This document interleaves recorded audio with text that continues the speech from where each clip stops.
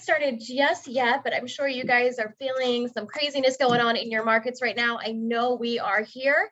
So any tips and any, useful pieces of knowledge that you guys can pick up and kind of integrate in your businesses is going to be our goal for this. So if you do have questions, please put those in the chat and we will try to get to those throughout the class here. But we're going to keep moving. We're going to kind of jump quickly through all kinds of marketing-based topics here. So to get started, my name is 𝘺𝗲𝗄𝗎 Mercer, and I'm one of the co-founders of Blink Marketing and also a full-time agent with Keller Williams, the Gary Mercer team, along with Alex Urkel and 𝗵𝗙 𝗿𝗏. So welcome to our masterclass today here, and we're talking to some top agents around the country who are going to kind of share with us some techniques and tips, and these guys are also some of our favorite Blink Marketing clients. So what we'd like to do is if we can get started by having our guests introduce yourselves. So let's get started. Nikki. Oh, hold on one sec. You're muted there. The video was off. Let's see. I unmuted myself. Is that okay? Yes. Perfect. Thank you.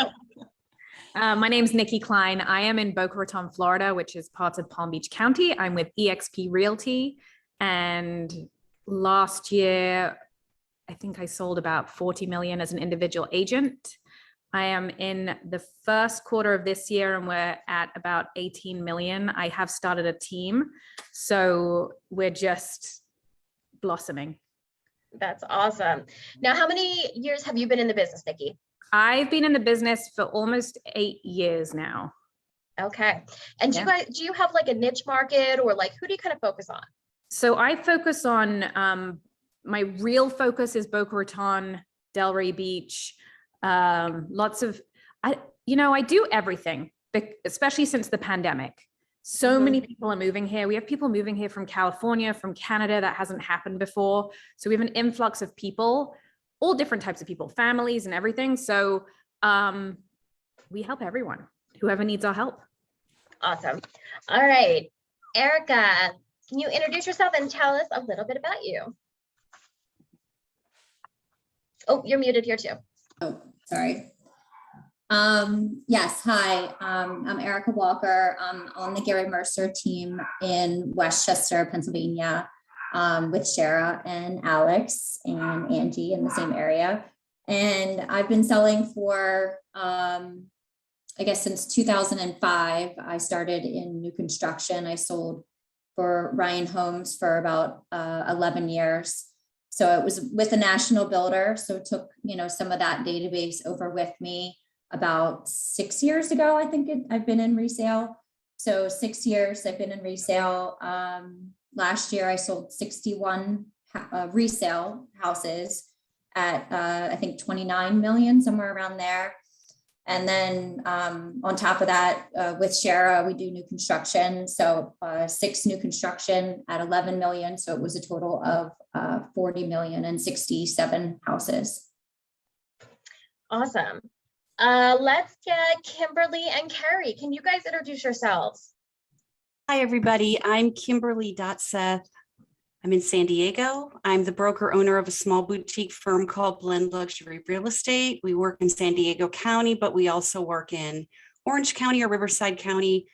Occasionally San Bernardino. We have a house closing in Lake Arrowhead next week. And we're small, but we've been in business a very long time. I started in commercial real estate and did that for about 8 years, and then moved over to residential in the late 90s. And became a broker in 2007 and opened up my own shop. So this is the 15th year. And I was named the San Diego Broker of the Year from the San Diego Association of Realtors out of about 12,000 members. So that's my claim to fame for the day. Nice. All right, Carrie. Carrie, are you muted? Carrie's muted. Okay. Let's see. Are you able to get that working there? Carrie, you're muted. Does he not hear us? I am not sure. Carrie, can you hear us okay? There he is. I clicked on mute twice, but it kept saying the host was muting me. So can you hear me now? Yes, we we can can hear hear ya. Thank you. Sorry about that. That's okay. I work with Kimberly here in San Diego market, and I was doing media sales for 14 years before going into real estate 12 years ago. And we're both part of Lynn Luxury in the San Diego market. Awesome. Thank you. And then Sabrina, can you give us a little intro?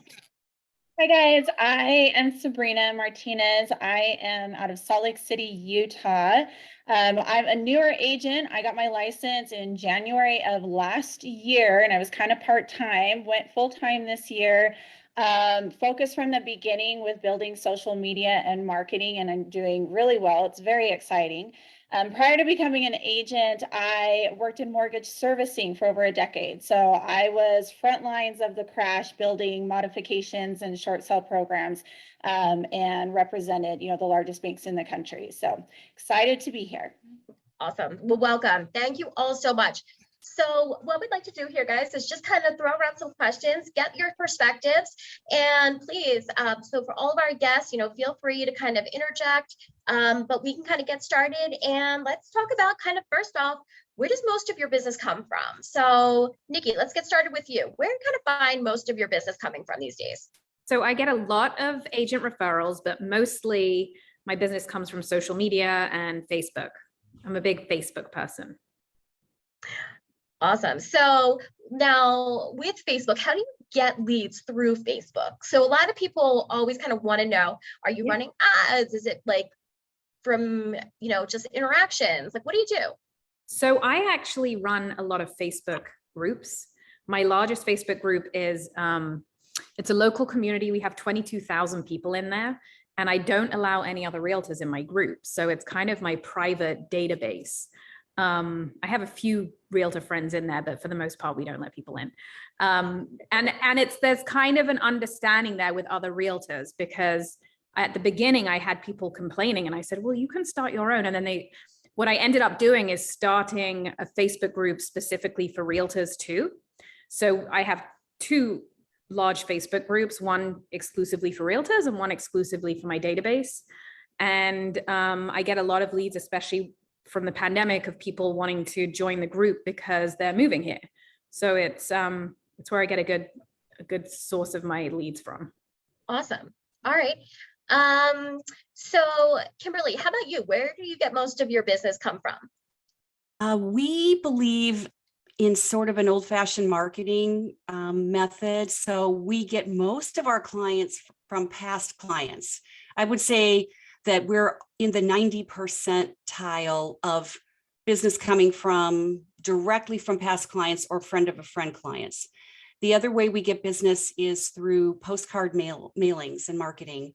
And to me, those are always, I know I've said this to Carrie, I probably shouldn't say this in public, but those are so much more rewarding for me. I love client referrals, it's not that, but when someone gets a postcard that I've designed and they call me and they hire me, I'm euphoric. It is the absolute best feeling in the world, because it took a 55-cent postcard to get $1 million listing or to get a $600,000 house or whatever. And so we're sticking with what works. Awesome. That's great. Erica, how about you?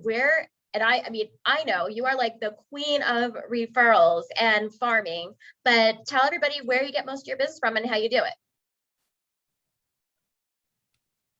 Oh, wait, you're on mute.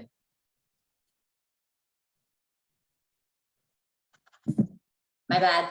I'm in the same mindset where it all comes from my past clients and my SOI and farming. I spend a lot of time, I would say, touching base with my clients and having lunch with them, doing yoga with them, getting their nails done, going for a walk. And then I definitely farm a lot as well. I focus on specific neighborhoods and I'm consistent with it. So with your farm, are you sending out mailings like on a monthly basis? We definitely do I would say an event 4 times a year. And then I would say the postcards are maybe every other month, and then at least another touch, whether it's a drop or another sort of mailer 4 times a year again. So like you're big on Popeyes. So you'll do Popeyes on door hangers, and you really utilize those in your business and get a good return on those, right? Yeah, definitely. Some neighborhoods I've been kicked out of, so I can't do some of the door drop mailers anymore. I can't do some of those in my neighborhoods. I have been kicked out, but we do the mailer ones, or I'll set up an event at their playground. Well, I did a 𝗺𝗲𝗄𝗃 water ice event this past summer for $50. I got a tub of 𝗺𝗃𝗃's water ice. And we set up a foldable table, and I sent out a postcard about it. It was like a back to school night. It was right after school started. So it was back to school night for 3 of my neighborhoods that I farm. And the one neighborhood, I got a buyer who has sold 2 of his houses with me and just bought a 3rd. So for $50, I mean, that was over $1 million in volume for sure. So it was definitely worth it to spend that extra time and to just be consistent with doing something and switching it up. Awesome. So Carrie, tell us a little bit about where most of your business comes from as well. And what do you do to kind of stay consistent with that? Is that for me or Sabrina? Oh, for you, Carrie. Sorry. Okay. I just saw Sabrina up there. Well, both Kimberly and I, she mentioned that we work with clients that we've worked with before, getting referrals through them. I'd say that's, again, I agree with what she said about most of the business coming from people that we've worked with before. So a big part of just outreach is staying in touch with people and, making sure you know what they're doing and what, people they know might be doing in the world of real estate, and whether they're hunkering down and staying where they are, or if they're going to make a move. And so we're in a unique market in San Diego where there's kind of a percentage of people who are trying to leave California. There's almost a leave California movement in some ways. So we try to at least be aware of those kind of sentiments around where people just feel like they're getting priced out, or they're just trying to take their money and run and try to go to what they believe is a market that's more affordable. I guess they'll find out when they get there, but we do find a lot of people who are just in that mindset where they just want to get the heck out of Dodge. So it's interesting that we end up with a lot of clients that it's amazing how many clients that have just said, either through a job change or through just their desire to leave the state, that they're, picking up, selling, and moving, and they don't buy another house here. So it's one and done. We'll see you later. At least they're listings though. We love those absolutely. No, listings. we love to have the listings, and absolutely, but it's interesting how many are one way. So do you guys then, when you're staying in touch with your clients, right? How are you doing that? So are you guys sending postcards to your database then on a regular interval? I'll answer that. No, I don't send any postcards to our database. The postcards are for specific farms, and I've got about 5 right now, but I brought a little show and tell for you, okay? This is how I stay in touch with regular clients or people we know. I don't take anything for granted. So at the end of every year, I buy boxes of really cool cards. These came from something called Chronicle Books in San Francisco. They sell cards. This is a box of vintage McCall's patterns. I mean, these are beautiful cards with some old timey pictures. And then I just handwrite people notes. My business card goes in it. These are premium cards from Vistaprint. You guys just did our new logo, which we love so much. And then this is another little thing I do. This is only to our current clients or past clients. For the return address label on these little cards, I use what are called business card stickers from Vistaprint. I don't know if you can see these. And this is my secret weapon, because they just immediately make any mailer elegant with a stamp. And sometimes I'll stick a Starbucks card in there. But it's basically like, hey, how are you doing? Do you think you need to sell? Do you need to talk? Your house is worth about $900,000. Have a good day. Yep. So I think what's interesting and what I'm hearing is that we try to meet people where they're at, right? So Yeah. wherever our audience is, we try to meet them where they're at. And a lot of times our audience can kind of be anywhere. So Sabrina, with being on social and having a huge social kind of presence for your business, what does that look like for you? Like, how are you staying consistent with social media, and how are you getting good engagement with folks? So social media is something that I spend hours on every single day in some capacity. I utilize social media to stay top of mind with my sphere. I'm focused on first-time investors as well as new construction. So I'm making sure that I am consistent with providing tips and insight and behind the scenes with those strategies specifically. One thing that I do with my sphere specifically is it's an acronym LCM, like, comment, message. So I'll take 5 or so of my sphere and I'll go on social media, whether it's through Instagram or Facebook, and I will like, something that's going on with them. I'll comment and then I'll shoot them a message about it and just kind of start a conversation. So a lot of agents, are told to call them and touch base with your sphere, but that's kind of what I do in a social media environment to stay, again, top of mind, to make sure I'm familiar with what's going on in their life, and that they know it always comes up, how's business, how's real estate. So that's one thing that I do. And then I'm really big into TikToks and Reels with, showing them my personality as well as educating individuals. So I'm sure a lot of people can relate that are on social media. You probably have a lot of other agents that follow you, and probably mostly agents that follow you. So I am starting to get referrals from agents outside of the state too, which is pretty exciting. That's awesome. So I love what you said about the like, comment, or message. I love that you can kind of do that in a systematic way, right? So, because everybody always asks, like, really, like, how do I stay consistent? And unless you have a system in order to do things, it's really hard to stay consistent. So you can literally kind of go through your database, right? And go through and just put them on, as part of your drip campaign, as part of an auto messaging reminder for yourself to go through and to kind of touch base with those folks on social, in a systematic way. Like you said, 5 a day. That's totally doable, right? We can all find 5-10 minutes in a day to just jump on social and, really kind of interact with our clients in some way, shape, or form, or our sphere, right? Yeah, absolutely. And so there is a lot of structure and method to what I do. So I will, for my TikToks and my Reels, I'll do, an hour or 2 a week, and it gets easier, I promise. The first time it might take you 3 hours, but you eventually get it down to an hour where I record, and they call it, like bulk or batch, all of my content there. And so in the morning, I already have, 5 or so videos that I'm ready, that are already edited, that are ready to go. And in the morning, I will do my LCM, I'll do my post, I'll pull from my blink, I'll do my post, I'll, look at and pull different hashtags, and then I post my reel that I already have on standby. So that takes me, every single morning as I'm drinking coffee, like, that's what I'm doing. I'm dedicating that time to social media. Now, Nikki, how much time are you using? So, your business is very social based as well. So for you, how are you integrating with all those various Facebook groups? I mean, it can be very time consuming. So, like, how do you kind of manage that?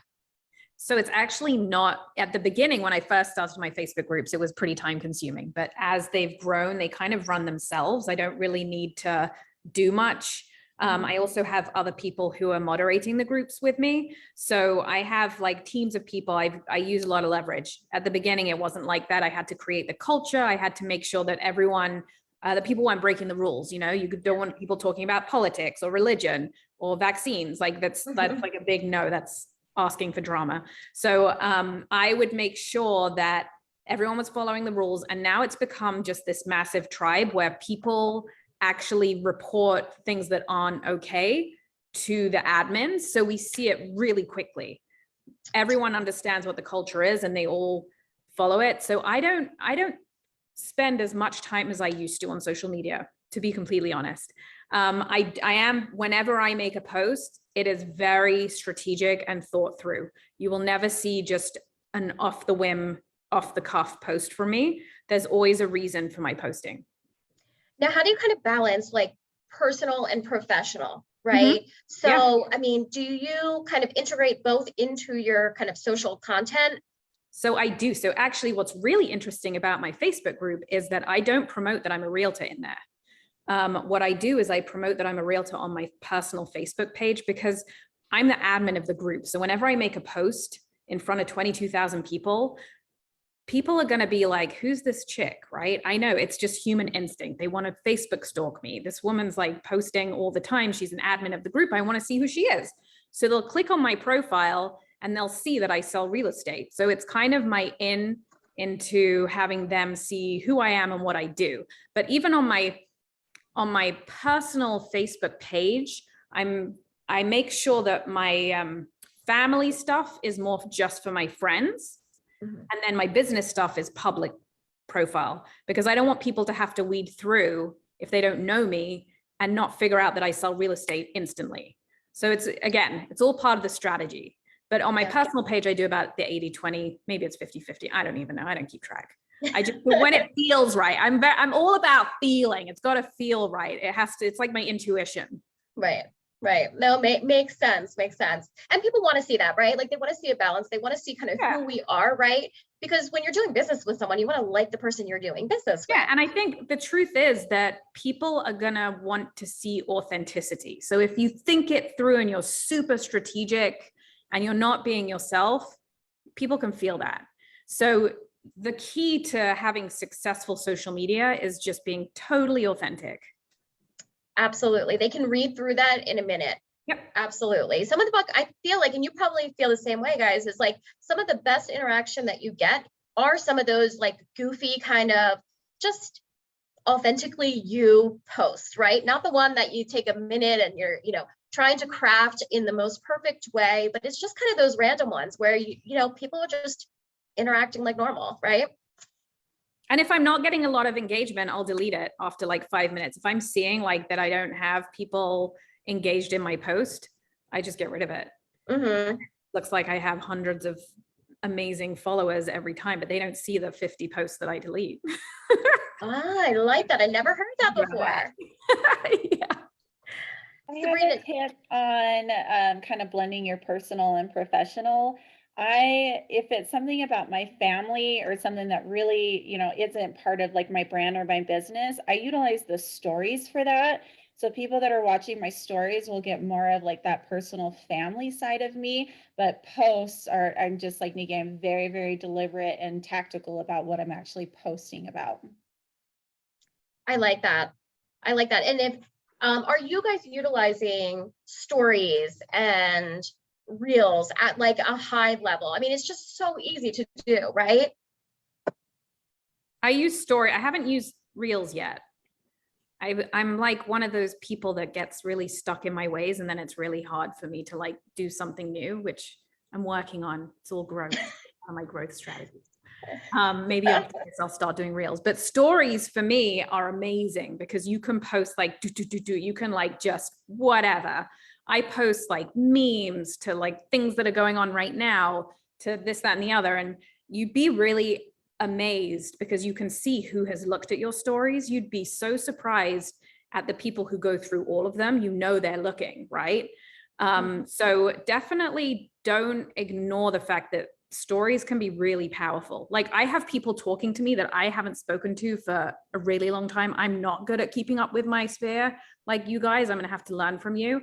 But they all know what's going on with me. I'll bump into somebody in the grocery store like, oh, your trip was amazing. I'm like, you've been stalking me. It's kind of borderline creepy. Definitely work. The stories work for sure. Yeah. People are like really interested in what you're doing and what's going on in your life. Well, I mean, let's be honest, there's a whole TV channel or multiple TV channels that are built around what we do on a daily basis, right? I mean, it's like so easy for us to create content. Now, Carrie, I know that you do videos and you incorporate videos in your strategy. Can you tell me a little bit about that and like how you kind of figure out what you're going to talk about and how that's working for you?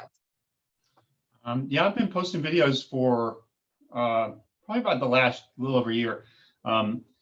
And I put something together every Wednesday, just from where I'm sitting here. And I think part of the strategy, if you want to call it that, is to just record something, even if it's something simple. But they usually end up being 2 to 4 minutes, I would say, about some topic, and it really is something that I just may have just encountered in just the real estate business. But I just thought, if I have something out there that at least it keeps people, hopefully they learn something that about the workings of real estate transactions that they're interested in, and maybe they'll ask me a question that prompts them to think about something that they hadn't thought of before.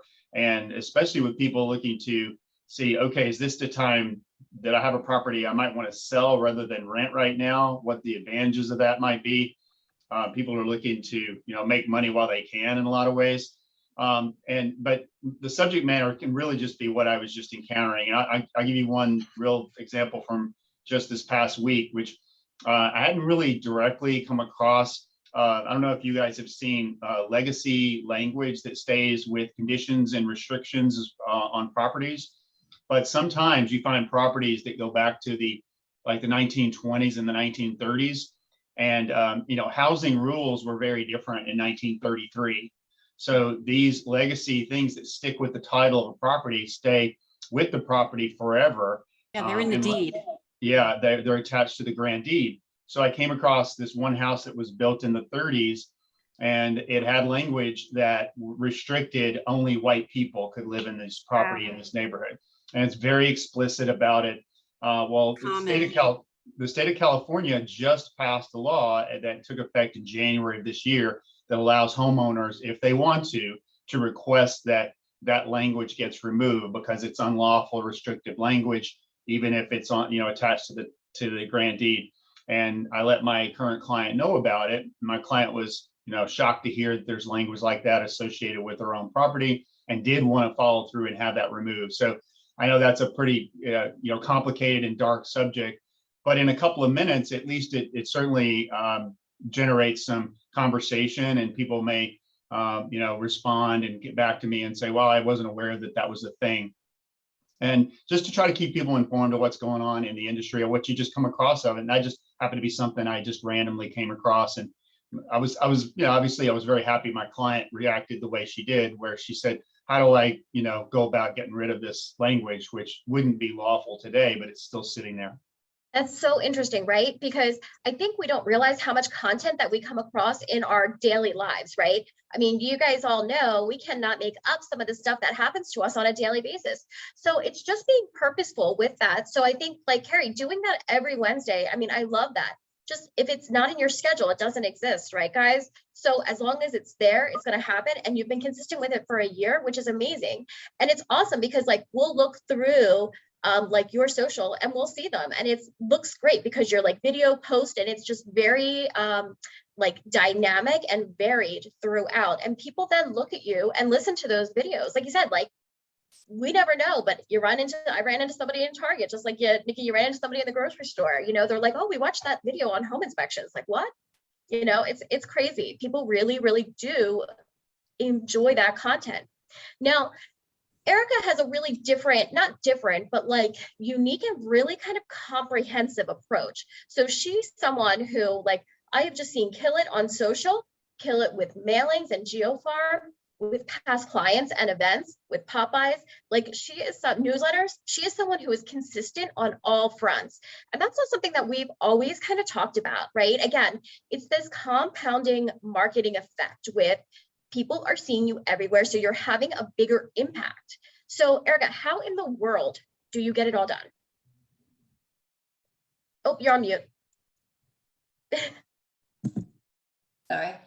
I feel like I just make sure that I'm, focusing on my farm.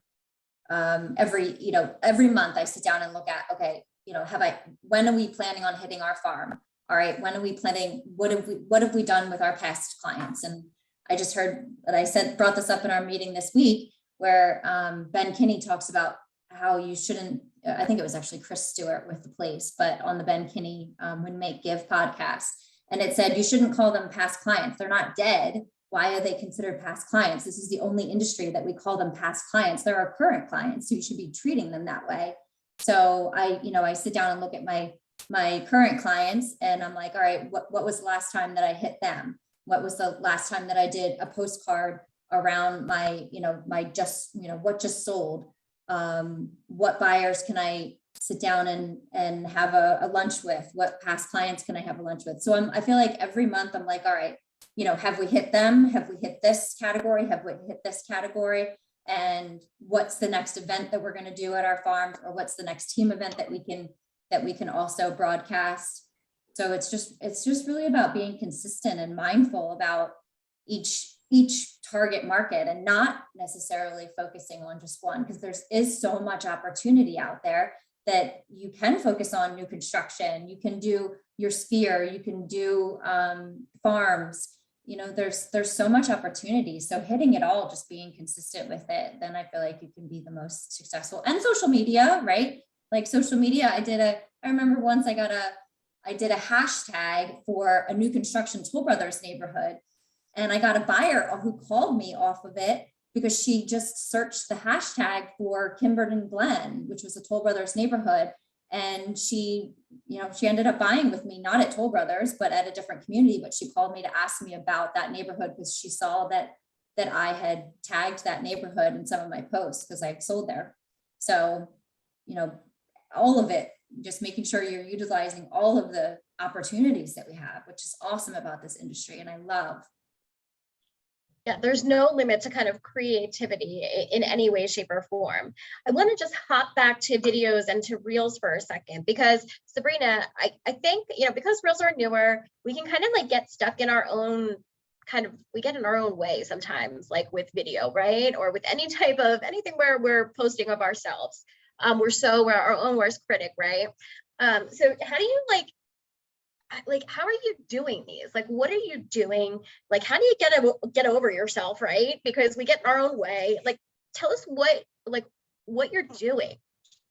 Honestly, I wish I had like a magic, like this is the golden secret, but the biggest thing is to just do it, and to just, put it aside. Like if you have a goal and that something that you keep hearing is so important that you need to do for your business, because that's what happened to me. Is I met with some social media management that said it's video. Like you need to get video. Like if you're not on video, your business is going to die out. So that kind of like lit the fire. And you just have to force yourself at first.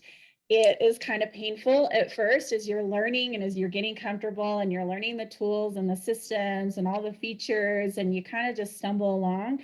But I would say within about 30 days, I started to find a rhythm. I started to get excited about it. It started becoming something that was fun to do. And now it's something where I'm like, I often, when I'm going to pick up my kids from school, I'm in line. I was like, hey, let's flip up the camera. Like, let's get one in. And, and the other thing too, is that social media, as I'm scrolling, has now become a little more intentional, that I'm getting inspiration and I'm getting ideas as I'm just scrolling through. The other thing is I've created, processes and systems for that. So as I'm scrolling through something and I'm getting ideas, I send it to myself with like, okay, I could put this spin on it. This kind of describes this situation. So I'm like kind of keeping notes of it. So it's not overwhelming when I do go to film, that I have, plenty of material that I can pick from. But I also, rely on other agents that are doing well with it. And I ask questions, I reach out and ask questions. But the biggest thing is it gets easier. Just do it. And I would say within 90 days of me being consistent, I started to get leads from it. So it is something, it works. And I now have a lot of people that know me because of the reels and the TikTok. So it does work. It is something, and I enjoy doing it. So I'm generating business doing something that I actually enjoy.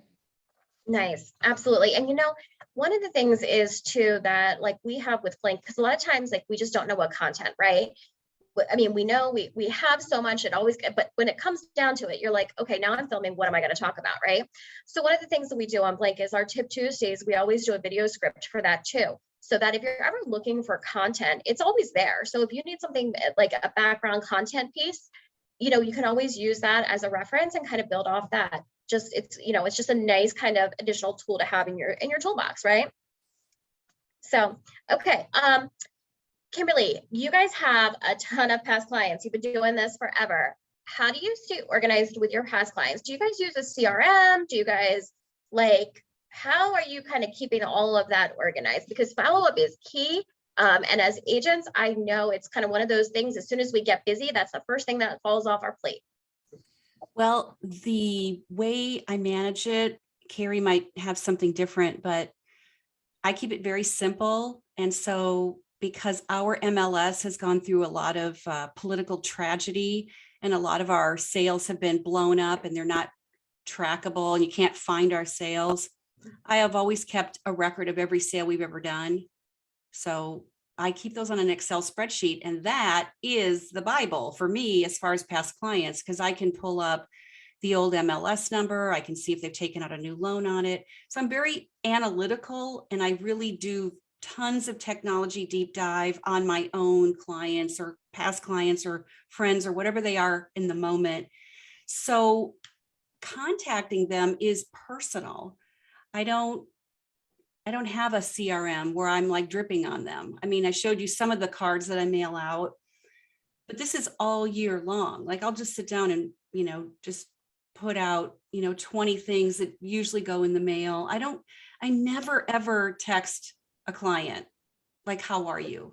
It's just never, I just don't do it, but it works for some, but this is what works for me. So keeping in touch with them is kind of, the organization is at the Excel level, and then it's just a lot of hands-on daily research on what people are up to. Mm-hmm. It sounds like you're really kind of really in it, super hands-on, Very. managing everything. Very Sometimes, hands-on. mm-hmm. Sometimes are any of you guys using a CRM at a high level to kind of stay in touch with your clients and to kind of keep yourselves organized in terms of like what to do? Yeah, we use Follow Up Boss. Mhm. So it tracks everything. So we make phone calls through it, tracks the phone calls. We can make notes on the phone calls. It tracks the dates. You can set up a time to get back in touch with a client. Then it'll get a notification. It's time to call this person. So, and then we also drip on them. We have emails that we send out to anyone who joins our Facebook group asking if they're looking to buy or sell. So that goes into the CRM. So we're pretty techie. I'm not, but my team is. Right? Know your strengths. So I think that, when we get to a certain point, right, the leverage that automation can provide becomes really key in our businesses, right? So having that consistent reminder of like having everybody on something. But if you're not going to have them all on drips, one of the great things that we use is our newsletters, right? So like we use, on our team, we use a version of the blank newsletter. We like customize ours. So like maybe we'll put in, hey, here's our just solds, or maybe we'll pop in a video on like, here's what's going on in market. But we can kind of customize those. And why I like those a little bit more than I like drip campaigns is because they're always up to date and relevant, right? So we send them out regularly. We know everybody's getting touched at least by email on a monthly basis with some really good content, right? Like I'm not sending recipe cards because God only knows I'm a horrible cook. So no one wants that from me, but like we're sending good, like real estate based content, which people kind of want to know about and can use.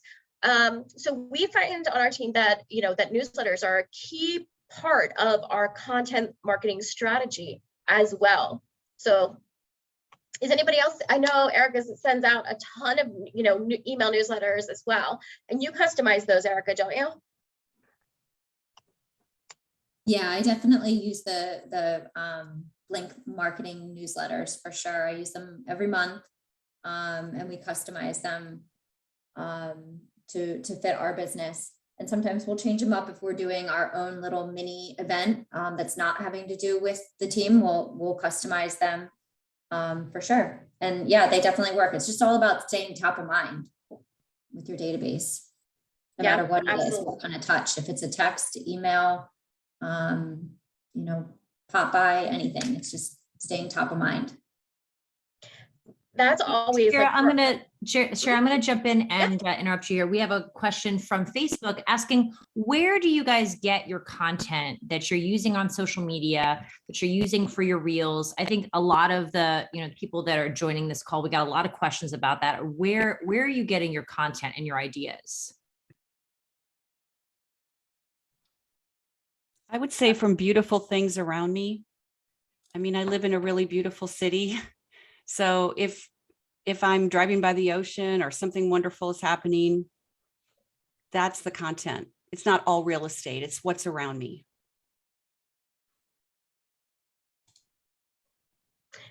Sabrina, how about you? How are you getting your content? So I do, there's a lot. As I'm going to trainings and educational things, I'll, take notes and create content from that. I create content from the books that I'm reading. I create content from any events that I'm going to.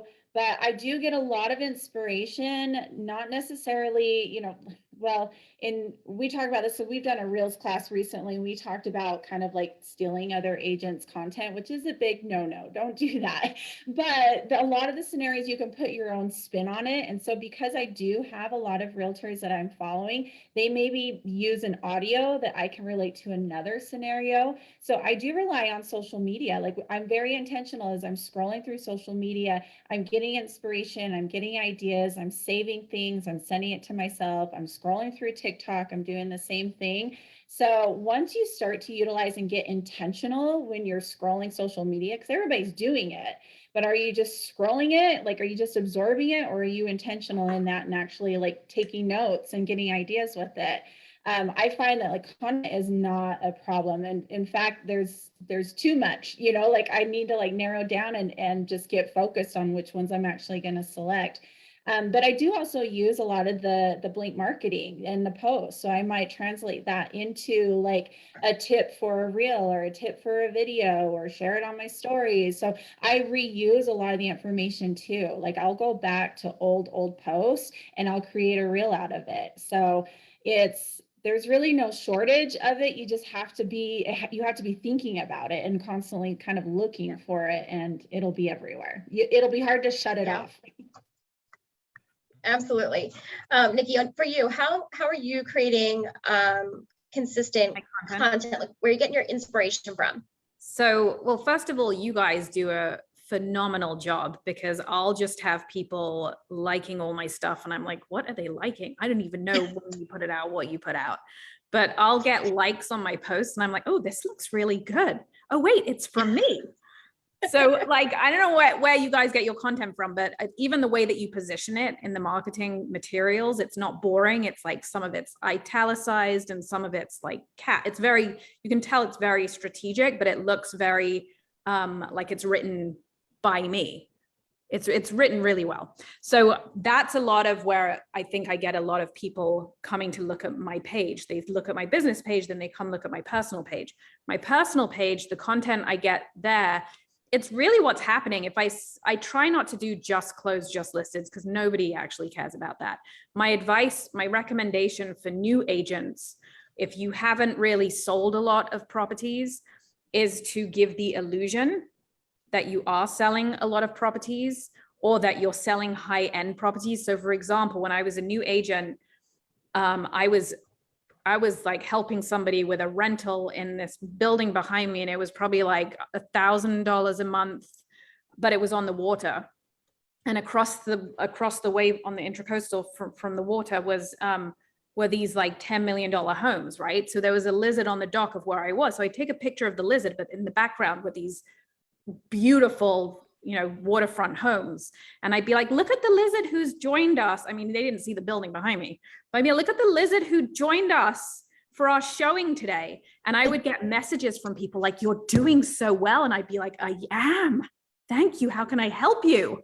So it's like that, I didn't say anything. I didn't say I was selling these beautiful homes, but people just kind of assumed that's what was happening, and I wasn't going to correct them. So, that's how I got a lot of leads when I first started out. And I was like, how am I going to get out there in front of people? How am I going to let people know that I sell luxury real estate when I don't yet sell luxury real estate? So social media is a very powerful tool, and people put it into their own, interpretation. They come up with their own interpretation of what you're talking about. So just put it out there and see what happens. Another great way too, especially like if you don't have your own homes or listings to promote, going to new construction communities and doing stories through the new construction community they would, and like tagging the new construction community. Again, people don't know that you don't necessarily have buyers for that. I mean, you could very well, right? But that's great content as well. And I am sure that every builder out there would love to get a little extra promotion. So, and I actually did a post with a new construction where I like did a bunch of photos of me like laying in the bathtub and at the kitchen pretending to cook, like in the model homes. And that was like hugely successful. People were like, what? This is great. You know, it was fun. So making fun of like the social media stuff, making it light, people like that. Yeah, absolutely.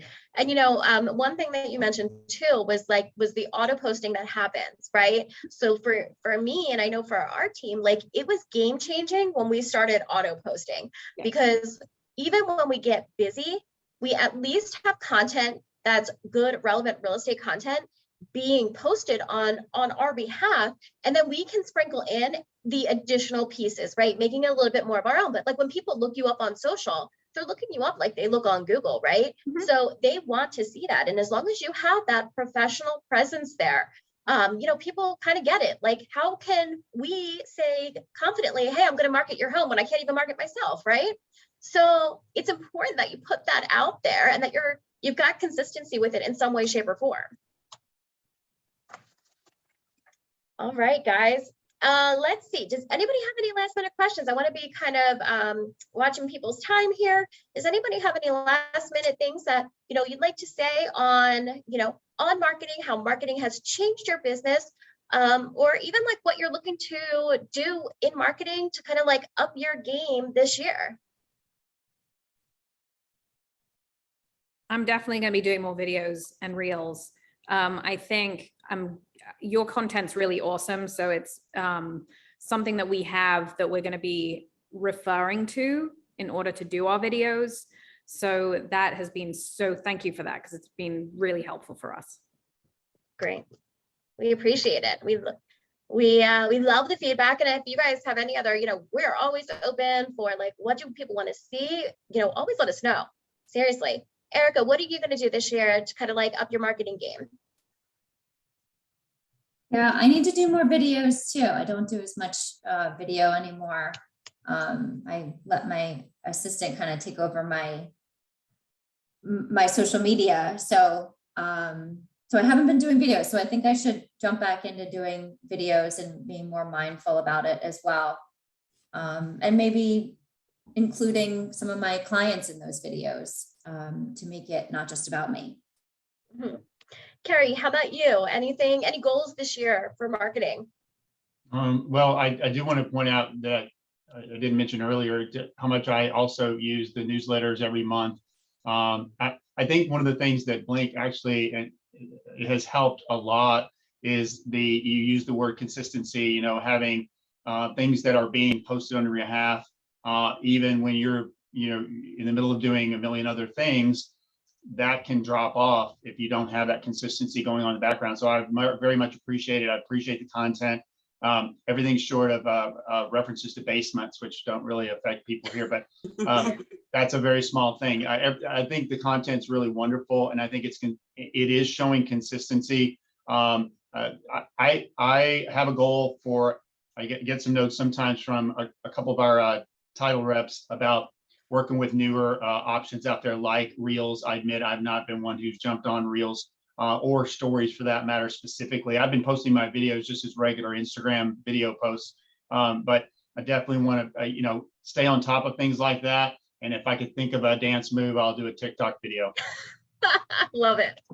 That's great. Kimberly, how about you? Anything specific you're going to be working on this year?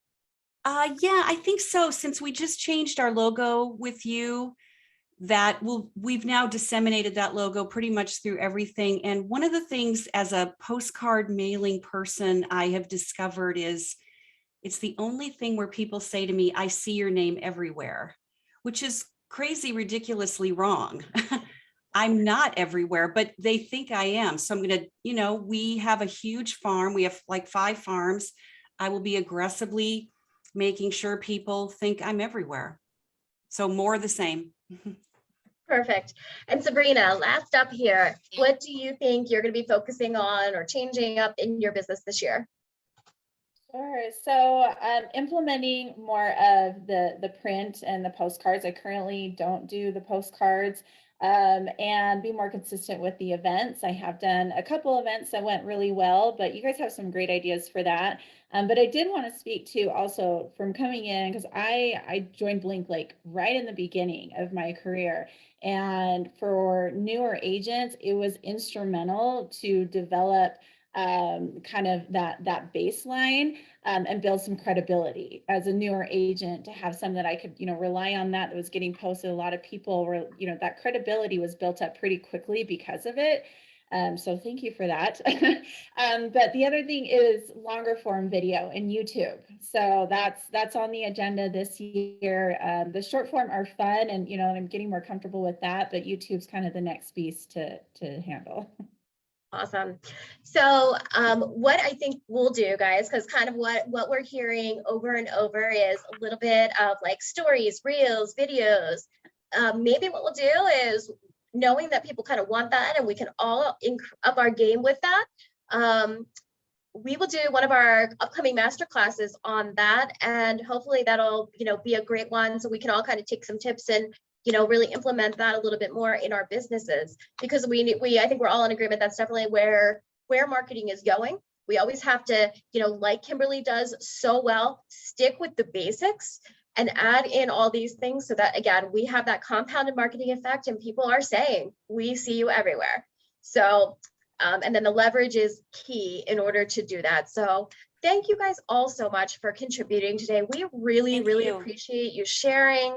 Yeah, absolutely. And kind of taking that time today. So thanks everybody for tuning in. And if anybody has any questions or needs anything, please don't hesitate to reach out.